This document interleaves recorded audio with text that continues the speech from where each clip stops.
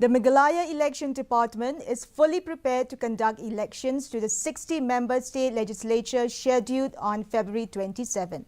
Chief Electoral Officer F.R. Kharkongor on Monday informed the department has sufficient manpower with more than 19,500 officials on board.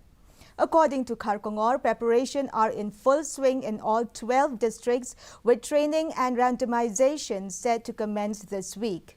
Meanwhile, the CEO informed that 40 companies of the Central Parliamentary Forces have arrived in the state out of the 120 companies sought for.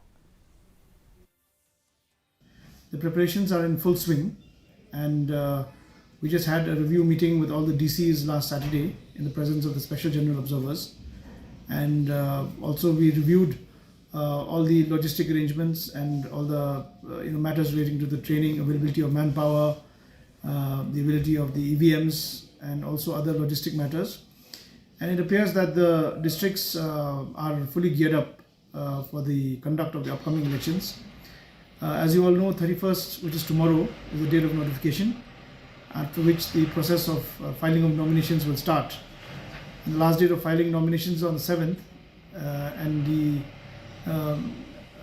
last date of withdrawal is on the 8th.